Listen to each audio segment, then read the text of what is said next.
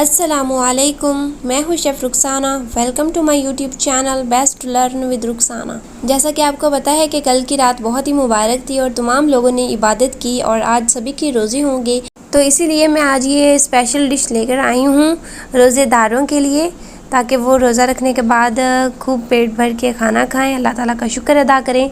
इस रेसिपी को बनाने के लिए आपको ज़्यादा मशक्क़त करने की बिल्कुल भी ज़रूरत नहीं होगी। बहुत ईजीली और बहुत ही आसानी से आप इसको अपने घर में बना सकते हैं और टेस्ट और लज़्ज़त से भरपूर। तो चलिए रेसिपी स्टार्ट कर लेते हैं। रेसिपी स्टार्ट करने से पहले अगर आप मेरे चैनल पर नए हैं तो सब्सक्राइब का बटन क्लिक कर दीजिए। सबसे पहले यहाँ पर मैंने ले लिया है आधा कप घी, जो कि मेल्ट हो चुका है। अगर आप ऑयल इस्तेमाल करते हैं तो आप ऑयल भी डाल सकते हैं आधा कप।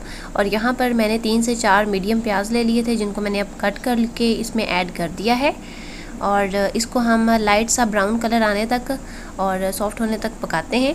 अब यहाँ पर कुछ ही देर के बाद आप देख सकते हैं कि प्याज़ों ने लाइट सा कलर ले लिया और सॉफ्ट भी हो चुके हैं। और अब यहाँ पर मैंने एक टमाटर इसमें ऐड कर दिया है कट करके। इसको भी हम थोड़ी देर के लिए पका लेते हैं ताकि ये सॉफ्ट हो जाए।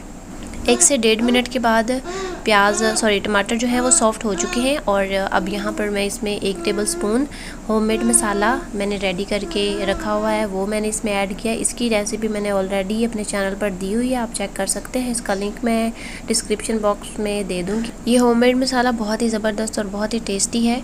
इसको आप किसी चीज़ में भी डाल सकते हैं, सब्ज़ी बहुत अच्छी बनती है इससे। तो इस मसाले को मैं भून लेती हूँ अच्छे तरीके से। तो भुनाई मैंने मसाले की कर ली और उसके बाद मैंने इसमें टिंडियाँ ऐड कर दी। आप टिंडियाँ बोलते हैं या टिंडे बोलते हैं, जो भी। एक्चुअली में जो टिंडे होते हैं ना, वो थोड़े से और टाइप के होते हैं और ये जो टिंडियाँ होती हैं ये कुछ इस तरह की होती हैं। तो इसीलिए मैं तो इसको टिंडियाँ बोलूँगी, आप जो इसको बोलते हैं आपके इलाके में जो बोला जाता है। तो मैंने वो इसमें बारीक बारीक कटी हुई थी, वो इसमें ऐड कर दी हैं और इनको भी हम भून लेते हैं 3 से 4 मिनट के लिए। टिंडियों में पानी नहीं लगाया जाता क्योंकि ये खुद पानी छोड़ती हैं, तो इसलिए ये भुनाई में ही रेडी होती हैं। इनको पानी लगाकर हल्का फुल्का मतलब छिड़काव किया जाता है, ज़्यादा इसको पानी लगाकर नहीं गलाया जाता क्योंकि ये बहुत ही नाजुक सी होती हैं। थोड़ी सी भुनाई के बाद ये खुद ब खुद ही सॉफ्ट हो जाती हैं। अब यहाँ पर मैंने 2 मिनट के लिए इसकी भुनाई कर ली है और अब मैं इसमें बीफ ऐड करूँगी। ये मैंने ग्रीन कढ़ाई बनाई थी कल और उसकी रेसिपी मैंने दी हुई है। तो वही ग्रीन कढ़ाई जो है वो रात टाइम हमने बनाई थी और अब उसी कढ़ाई को टिंडियों में इस्तेमाल करके इसके जायके को दोबारा किया जा रहा है। तो अगर आपके पास कोई रात का बीफ या फिर जो भी आप गोश्त वगैरह बनाते हैं, अगर वो बच जाता है तो उसको फेंकने के बजाय आप इस तरह से इस्तेमाल कर सकते हैं।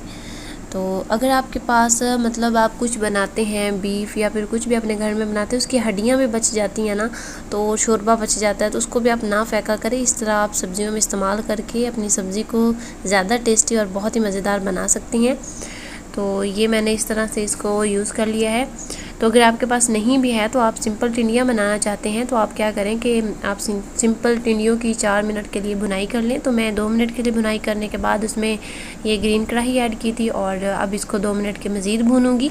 टिंडियों की भुनाई हो चुकी है 4 से 5 मिनट के लिए और अब मैं इसको ढक के मीडियम फ्लेम कर दूंगी, बिल्कुल लो, और इसको हम पकाएंगे। इसमें मैंने पानी का इस्तेमाल बिल्कुल भी नहीं किया। देखें यहाँ पर टिंडियों ने अच्छे तरीके से पानी भी छोड़ दिया है और ऑयल भी सेपरेट हो चुका है, तो इसकी खुशबू भी बहुत मज़े की आ रही है।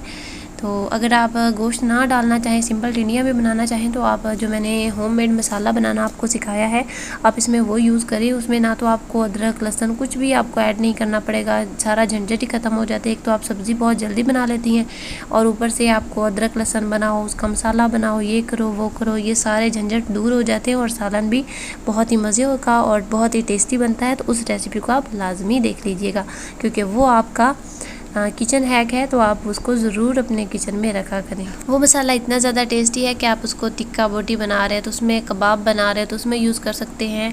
वो एक ऐसा मसाला है कि जो रेस्टोरेंट्स में इस तरह के टिक्का बोटी वगैरह बनाने के लिए एक सीक्रेट के तौर पर रखा जाता है। तो वो रेसिपी मैंने आपके साथ शेयर की, तो उसको लाजमी देख लीजिएगा।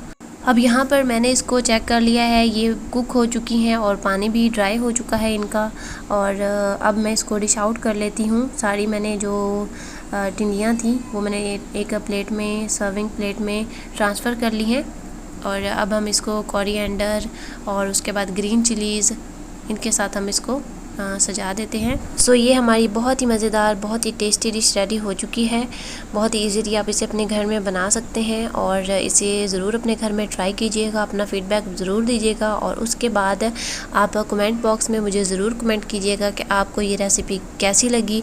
आपके कमेंट्स मेरे लिए बहुत ज़्यादा इम्पोर्टेंट है। आपके कमेंट्स पढ़ के मुझे बहुत ज़्यादा खुशी मिलती है। और उसके बाद इस रेसिपी को शेयर कर दीजिएगा ताकि दूसरे लोग भी इससे फ़ायदा उठा सकें।